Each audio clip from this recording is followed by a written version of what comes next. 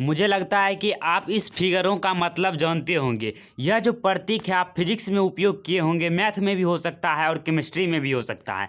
इस फिगर का आप मतलब जानते होंगे कि इसे क्या बोलते हैं। अगर नहीं जानते हैं तो कोई बात नहीं, आज की इस वीडियो में आप कुल 24 ऐसे प्रतीक जानने वाले हैं जो फिजिक्स, मैथ और केमिस्ट्री में उपयोग होते हैं। अगर आप इसे पहले जान लेते हैं तो आपको किसी भी जो फार्मूले को डिराइव जब किया जाता है, व्युत्पन्न किया जाता है, तो उसमें इस प्रतीकों को रखा जाता है। जहां पर आप समझने में असमर्थ हो जाते हैं कि इस प्रतीक को हम क्या बोलते हैं, इस सिंबल को क्या बोलते हैं, तो वो सभी प्रॉब्लम इस वीडियो को देखने के बाद नहीं होगा, क्योंकि इस वीडियो में हम आपको कुछ इंपॉर्टेंट प्रतीक बताएंगे जो इस विषयों में फिजिक्स, केमिस्ट्री एवं मैथ्स में यूज किए जाते हैं। यहाँ पर तो हम आपको मेनली रूप से फिजिक्स का ही बताने वाले हैं, कुछ प्रतीक ग्रीक वर्णमाला के। जैसे यहाँ पर जो है ये अल्फा हो गया, ये बीटा हो गया और नीचे वाला जो है हरे रंग में वो गामा है। तो ये सभी का नाम आपको हिंदी में शुरू बता देंगे ताकि आपको कोई भी दिक्कत ना हो। और आपको एक झलक दिखा देते हैं कि हम कौन से सिंबल की चर्चा कर रहे हैं और कितने सिंबल हैं। जैसे यहाँ पर कुछ सिंबल है, जैसे ये हो गया अल्फा, बीटा, ये हो गया क्या, कप्पा, लेमडा, ओमेगा, रो, थीटा। ये सभी जो है ना प्रतीक हैं जिसको आपको उपयोग करना है। इसे एप्सिलॉन कहते हैं, इसे फाई कहते हैं। तो बहुत सारे हैं जो आपको जानना बहुत ही अति आवश्यक है। तो चलिए बिना देर किए आपको सभी फिगर को समझा देते हैं और बिल्कुल कम से कम समय में आपको हम यह बताने का प्रयास करेंगे। फिजिक्स में उपयोग होने वाले प्रमुख प्रतीक सिंबल, तो फर्स्ट में है एल्फा या अल्फा। अपन देखिए यहाँ पर, देखिए अपने यहाँ जो है इंडिया में इसे ए से सूचित करेंगे, और जो ग्रीक वर्णमाला में जो उपयोग होता है फिजिक्स में, उसमें हम इस तरह के प्रतीक का उपयोग करते हैं। इसे कैसे लिखते हैं, तो आपको ऊपर से इस तरह से बना देना है, इस तरह से भी लिख दीजिएगा तो ये हो जाएगा अल्फा। इस तरह से आपको अल्फा का फिगर बनाना है। उसके बाद आता है बीटा, तो बीटा बी की तरह लिखा जाता है, नीचे में सिर्फ एक लकीर खींच दीजिएगा आप, ऐसे इस तरह से करिएगा तो ये हो जाएगा बीटा आपका।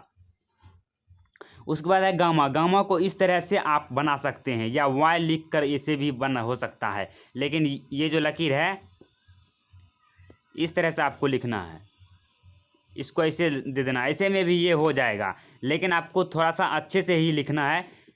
ये हो जाएगा गामा का।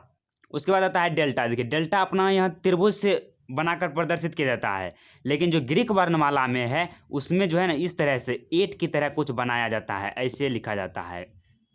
और एप्सिलॉन, एप्सिलॉन को ई की तरह लिखा जाता है, अपने यहाँ इस तरह से लिखा जाता है, और ग्रीक वर्णमाला में इसे इस तरह से लिखा जाता है एप्सिलॉन। और अगर यहाँ पर जीरो दिया होगा, मतलब बिंदा एगो रहेगा, तो इसे एप्सिलॉन नोट पढ़ेंगे। और उसके बाद है जीटा, जीटा को जेड से, और यहाँ पर जो है ग्रीक वर्णमाला में हम ये सभी जो है यहाँ पर ग्रीक वर्णमाला है, तो इसको ऊपर से ऐसे कीजिएगा, फिर थोड़ा सा ऐसे इसको कर्व कर दीजिएगा, तो ये हो जाएगा जीटा का प्रतीक। आप पहले वाला में स्क्रीनशॉट ले सकते हैं। इस तरह के प्रतीक को हम ये सभी बोलेंगे। उसके बाद है थीटा, थीटा को हम इस तरह से सूचित करेंगे। और उससे पहले था ईटा, ईटा को जो है ना पहले एन की तरह ऊपर में लिख देना है, उसको फिर नीचे कर देना है थोड़ा सा, तो हुआ जाएगा ईटा। उसके बाद है अयोटा, अयोटा को आई से सूचित करते हैं या इस तरह के प्रतीक से भी सूचित करते हैं। उसके बाद है कप्पा, कप्पा को के से सूचित करेंगे सिंपली, और लेमडा को जो है ना उल्टा एस करेंगे, इस तरह से बना दीजिएगा तो ये हो जाएगा लेमडा। और एक होता है ओमेगा, ओमेगा को अपने यहाँ जो है यहाँ पर इंडिया में इसे इस तरह से बनाया जाता है। ओमेगा को आप पढ़े होंगे, प्रतिरोध का ओमेगा होता है, तो ओम ओम के नियम में आप पढ़े होंगे, तो लेकिन जो है ग्रीक वर्णमाला में इसे डब्ल्यू की तरह थोड़ा कर्व करके इसे लिखा जाता है। फिर नेक्स्ट है, फिर है म्यू, म्यू को इस तरह से लिखा जाता है। फिर है न्यू, न्यू को भी आकार से ऐसे आप लिख दीजिएगा तो हो जाएगा। उसके बाद है जाई, थोड़ा सा नाम आपको कभी नहीं सुने होंगे, लेकिन इस तरह से जाई होता है। जाई को आप इस तरह से बनाएगा, पहले ऊपर में इसी तरह कर दीजिएगा, फिर जो है ना इस तरह से कर्व ऐसे कर दीजिएगा।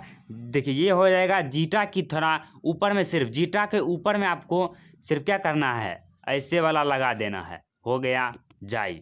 उसके बाद है ओमिक्रॉन, जो वायरस भी आप सुने होंगे, कोविड-19 की जो है नया वेरिएंट था ओमिक्रॉन। तो ओमिक्रॉन जो है ना, ग्रीक वर्णमाला में इसको ओ से सूचित करेंगे, छोटा ओ से, और जो अपने यहाँ जो है यहाँ पर ओ से इसको सूचित करेंगे, बड़ा ओ से। उसके बाद है पाई, पाई जिसको बोलते हैं। तो पाई को यहाँ पर इस तरह से 2 लकीर देकर उसके ऊपर सिर्फ ऐसे दे देता है, लेकिन ग्रीक वर्णमाला इसे थोड़ा सा कर्व करके ऐसे बनाया जाता है। उसके बाद है रो, रहो, यहाँ पर रो पढ़ देंगे इसको, थोड़ा सा पी आकार का होगा लेकिन ये नीचे वाला छोटा लकीर होगा, तो इसे रो पढ़ेंगे। उसके बाद है सिग्मा, सिग्मा को हम इस तरह से लिखते हैं। उसके बाद है टाउ, टाउ को हम इस तरह से लिखेंगे, एक तरफ सिर्फ टी बना देंगे। उसके बाद है अपसिलन, अपसिलन है, एप्सिलन था एक अपसिलन है, अपसिलन को यू की तरह थोड़ा सा ये छोटा लिखेंगे और ये ऊपर वाला बड़ा होगा। फिर उसके बाद है फाई, फाई को हम एक ओ बना देंगे, उसको लकीर से चीर देंगे तो हो जाएगा फाई। उसके बाद काई, काई को हम जो है ना एक्स की तरह लिखेंगे, थोड़ा सा जिग जैग करके ऐसे लिख देंगे। उसके बाद एक लास्ट है साई, साई को त्रिशूल की तरह आपको लिख देना है। तो इस तरह से जो है कुछ प्रतीक था महत्वपूर्ण जो आपको ध्यान में रखना है। आपको ये सभी को कैसे याद करना है, तो याद भी नहीं करना है आपको, सिर्फ इसको 2 से 3 बार लिख लेना है। लिख लेने के पश्चात जो है आपको स्वतः याद हो जाएगा, और इसका जहाँ जहाँ उपयोग आएगा आप एक बार देख लीजिएगा तो आपको सभी दिमाग में आ जाएगा। तो आज की इस वीडियो में बस इतना ही, मिलते हैं अगली वीडियो में, तब तक के लिए जय हिंद, जय भारत।